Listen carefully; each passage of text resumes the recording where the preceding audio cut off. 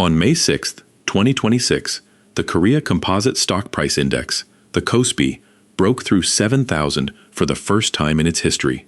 Samsung Electronics had just crossed $1 trillion in market capitalization. South Korea's stock market was the single best-performing major index on the planet, up over 115% in under a year.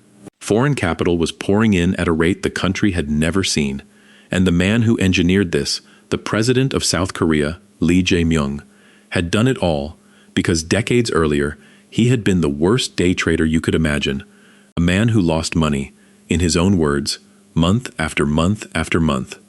A man who bled cash, staring at ticker tapes in his 30s, chasing the same dragon that ruins millions of retail traders every single year. Except this man didn't quit and go back to his accounting job. He went the other direction entirely. He turned his failures into a philosophy. And then he turned that philosophy into national policy that rewired an entire stock market. This is the story of the failed day trader who became president and changed the entire stock market. Andong, North Gyeongsang Province, December 8, 1963.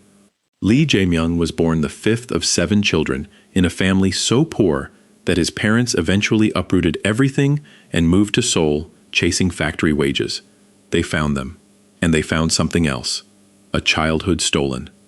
Lee never finished school the normal way.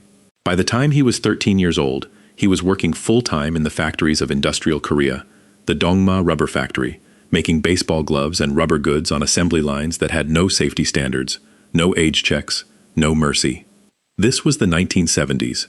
South Korea was building its economic miracle on the backs of children like him.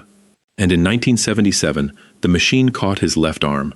A hydraulic press crushed his forearm and his fingers, shattered the bones so badly that he was left with a permanent disability, a wrist that would never fully function again, and a military exemption that would follow him for life. He was 14 years old. Most people would have broken. Lee didn't break. He took the equivalency exam, the test that lets kids who dropped out get back into the system, and he passed. Not just passed, he scored high enough to earn a scholarship to Chungang University's College of Law in Seoul. Think about that for a second.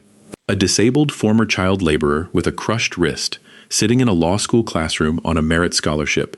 In 1986, he passed the South Korean bar exam, one of the most brutal competitive exams in the world, a test with pass rates that make the American bar look like a participation trophy.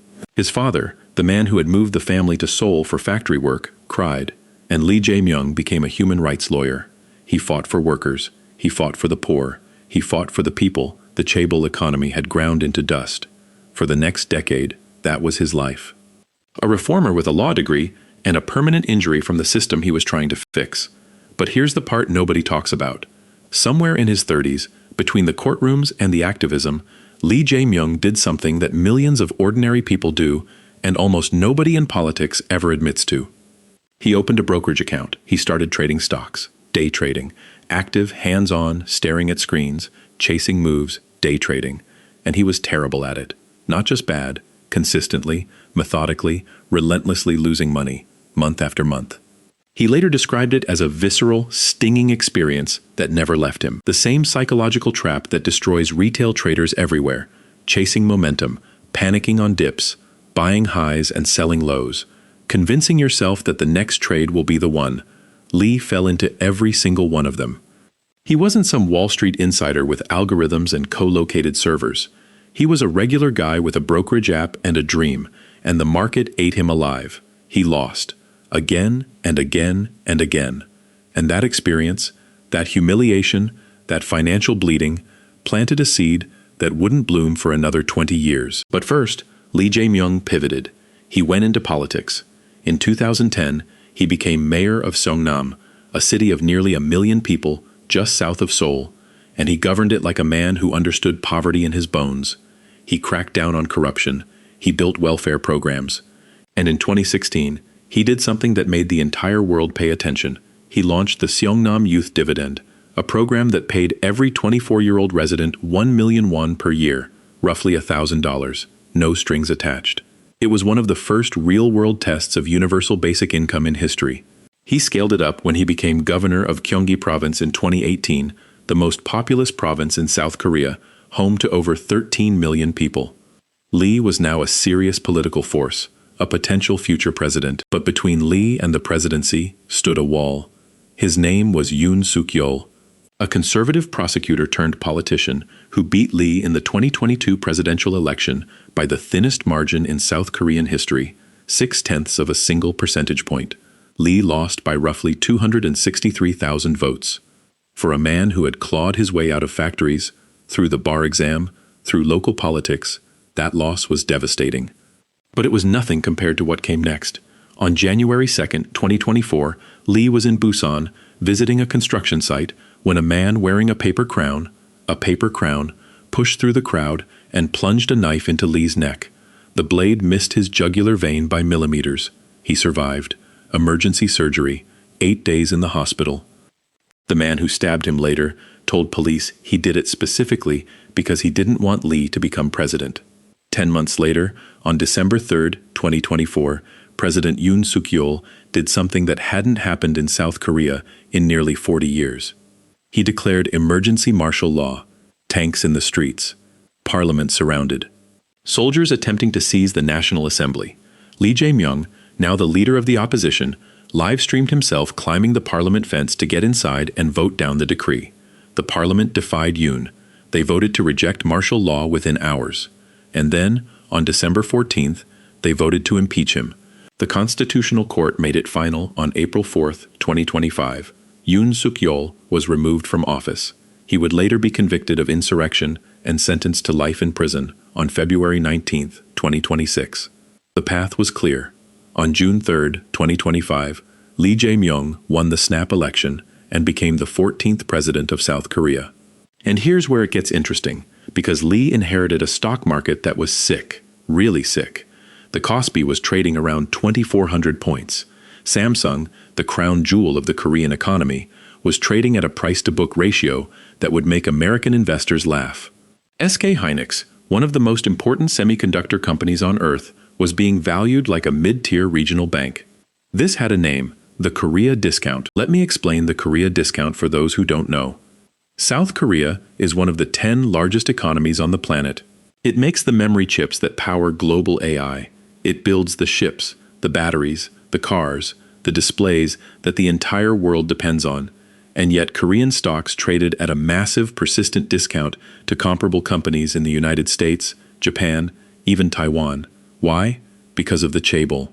The chaebol are the family-controlled conglomerates, Samsung, Hyundai, SK, LG, that dominate the Korean economy. They operate through these elaborate webs of cross-shareholdings, where the founding family controls dozens of companies through minority stakes layered on top of each other. The structure creates a fundamental problem. The people who control these companies, the chaebol families, don't actually need the stock price to go up. They don't need to pay dividends. They don't need to buy back shares. They don't need to care about minority shareholders at all, because their power comes from the cross-shareholding web, not from economic performance. So Korean companies hoarded cash. They paid almost no dividends. They ignored shareholders.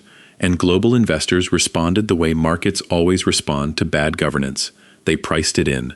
They slapped a discount on every Korean stock, 30, 40, 50% cheaper than it should have been. Lee Jae-myung looked at this, and he didn't see an academic problem. He saw the exact same thing that had happened to him as a day trader: information asymmetry, a system rigged against the little guy, institutions and insiders who understood the game while retail investors got chewed up. He had felt it in his own brokerage account. Now he had the power to fix it. In July 2025, 1 month after taking office, Lee's government passed amendments to the Korean Commercial Act that fundamentally changed the legal relationship between companies and their shareholders. For the first time, corporate directors were legally required to owe a fiduciary duty to all shareholders, not just the controlling family, not just the chaebol patriarchs, but every single person who owned a share. This was the Korean equivalent of a nuclear weapon aimed at the chaebol system. The same legal principle that transformed American corporate governance in the 1980s, the idea that a board of directors works for shareholders, not for itself, was now the law of the land in Seoul. They called it the Corporate Value-Up Program 2.0, and Lee set a target that sounded insane: KOSPI 5,000. The index was at 2,400. He was telling the world he would more than double it. What happened next was one of the most explosive market moves in modern financial history. The KOSPI breached 3,000 in less than a month after Lee took office. By the end of 2025, it was up 61%, the strongest year in a quarter century, the best-performing major benchmark on the entire planet. The MC Korea Index climbed 48%. Global fund managers, who had ignored Korea for a decade, suddenly couldn't buy fast enough. Samsung announced massive share buyback programs. Korean banks, sleepy, ignored, trading below book value for years, jacked up their dividends. The Korea discount started closing in real time.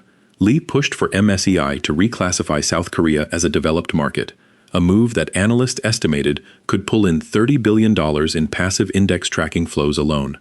By February 2026, the KOSPI broke 6,000. By May, it hit 7,000. Samsung became a trillion-dollar company, but the story doesn't end clean, because the same retail energy that Lee had unleashed, the same appetite for trading that he understood intimately from his own scars, became a problem. On May 27, 2025, Korean regulators approved a new product, single-stock leveraged ETFs. These are exchange-traded funds that use derivatives to deliver 2 times or 3 times the daily return of a single stock. Samsung 2x, Hynix 3x. Retail traders went absolutely insane for them. The volume exploded. By June 22nd, the mania peaked, and then it collapsed. A vicious unwind. Forced liquidations. Retail margin calls totaling $425.8 billion, roughly $288 million in forced selling in a matter of days. Ordinary Koreans, the same people Lee had spent his career fighting for, were getting destroyed by the same leveraged products that regulators had greenlit.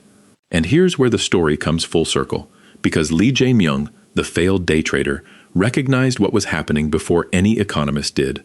On July 15, 2025, he issued a direct presidential order telling financial regulators to devise corrective measures immediately.